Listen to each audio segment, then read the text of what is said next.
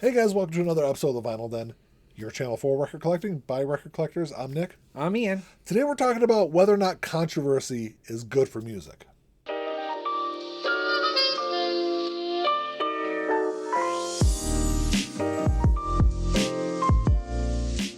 There's a bunch of links down below. You got links for the Vinyl Den Facebook group, for the merch page, for the Spotify and Apple Music playlist that I put together every week, and the Patreon page. So make sure you check all that out.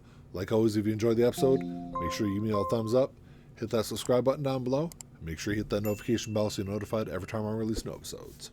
So there's been controversy in music for decades.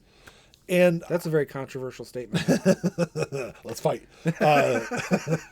And I think the thing is that I never really paid all that much attention to it.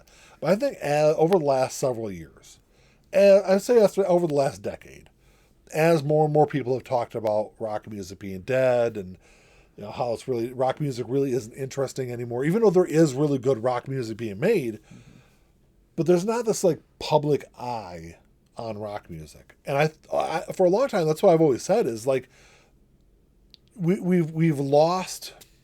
Now, I shouldn't say controversy.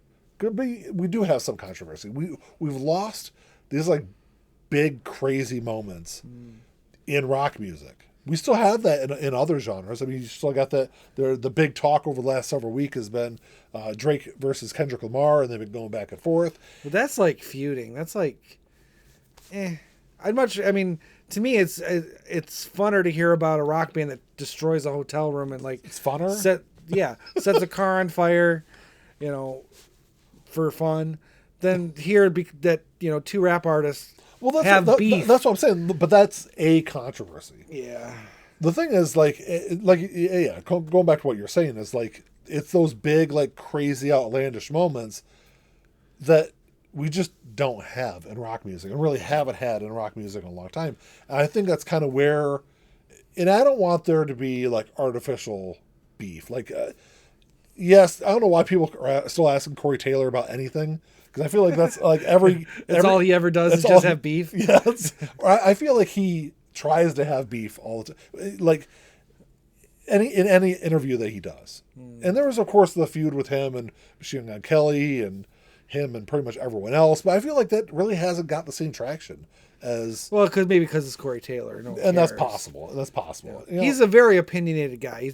I don't think he does it on purpose. I just think he has too many opinions, and most of them aren't that great. That's all. I think that's his problem. But the funny thing is, going back to Drake and Kendrick Lamar, it's funny to look at that beef or that them trading shots back and forth, and kind of compare that to like the East Coast, West Coast rap disagreements or whatever you want to call it back in the 90s, where when people were being shot.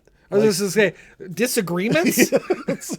Tupac and Biggie are no longer here because of a quarrel between the East Coast and West Coast. No, they just had they didn't agree.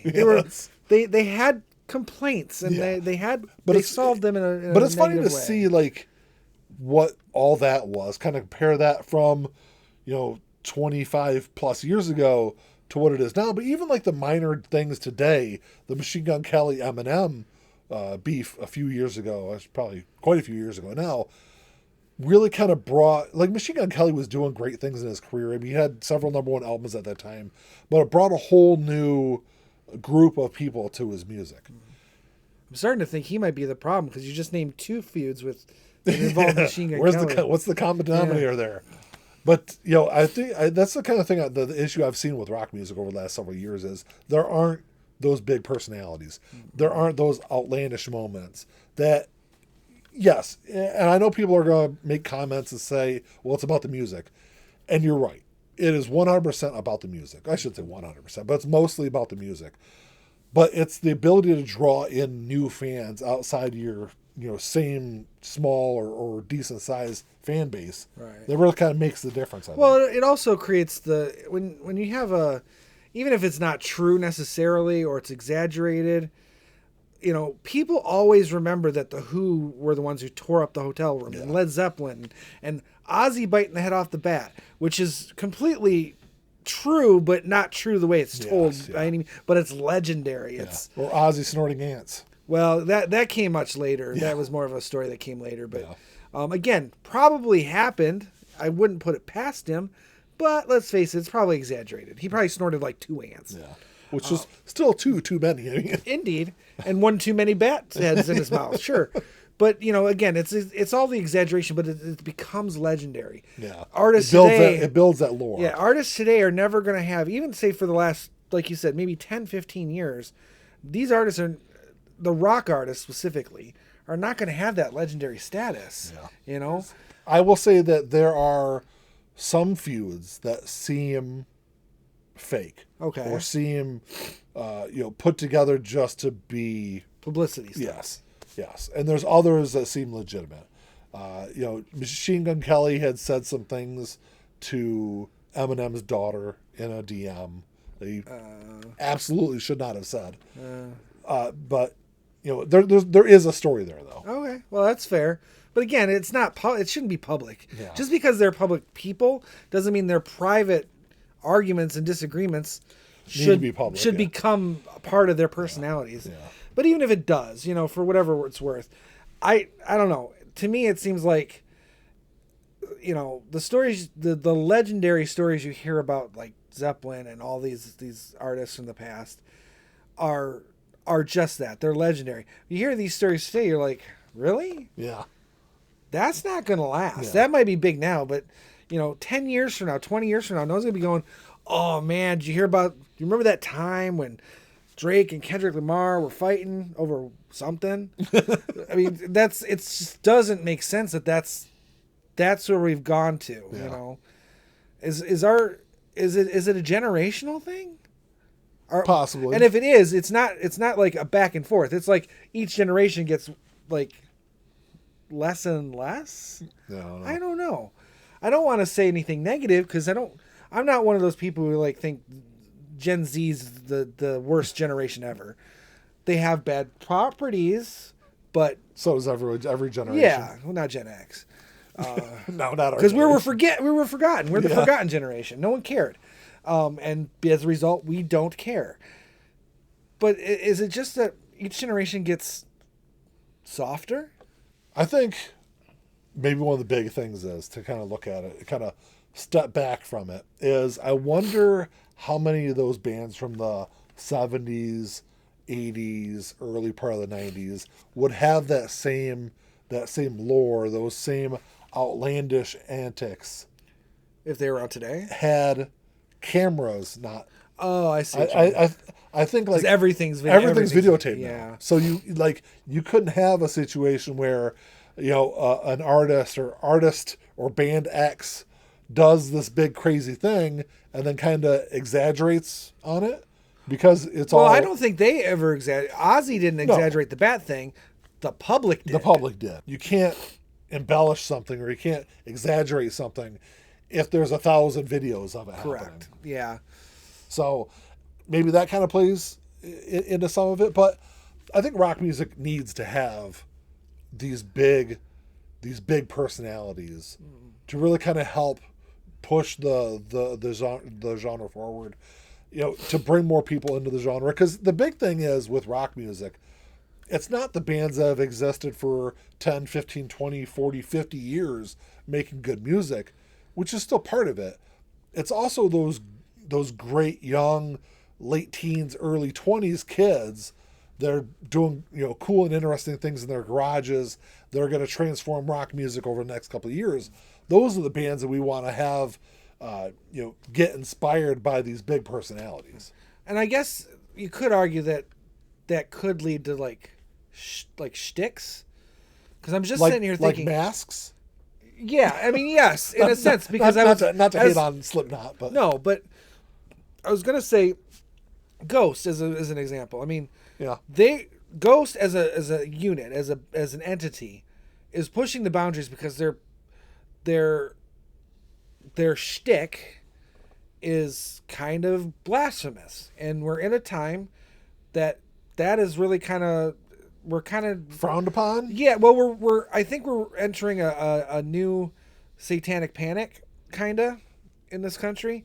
Okay. It's not going to be like it was before. No, but I think it's. God. I think there's hints of it. There's hints of it because I've seen it. I've seen people talk about it, but they're doing something at a time when that's a possibility.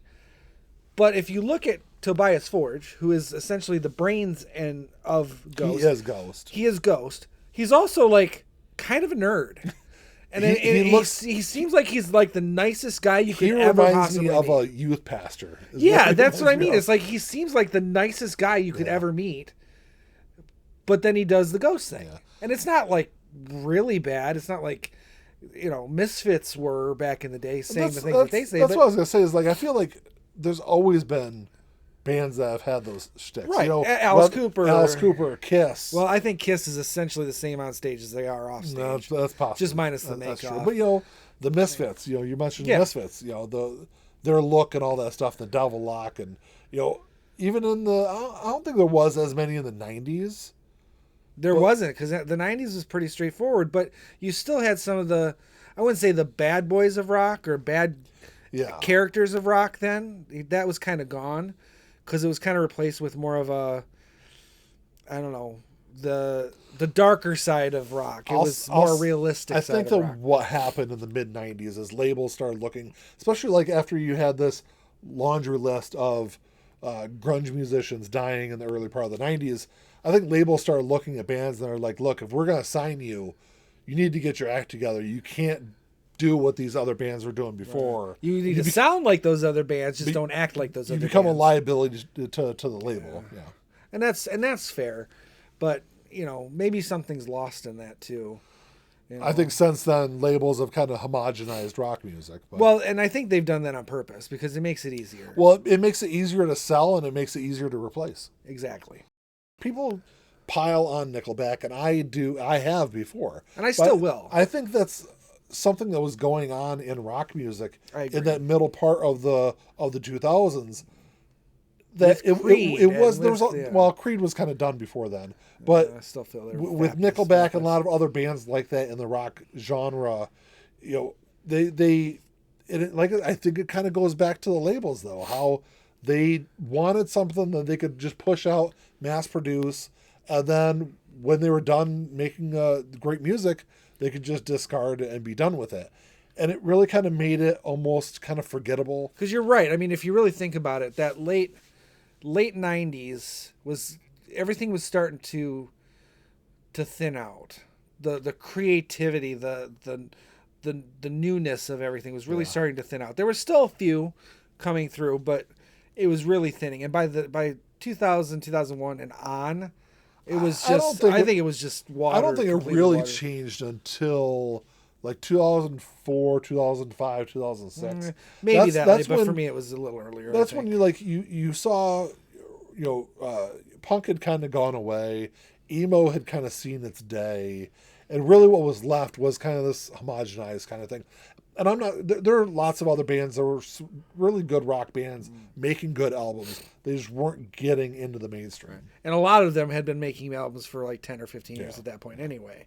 So they didn't really have anything to prove, but they were still arguably making better music than the homogenized stuff that was being produced as new. But no one was listening to it because it wasn't getting the airplay. Yeah.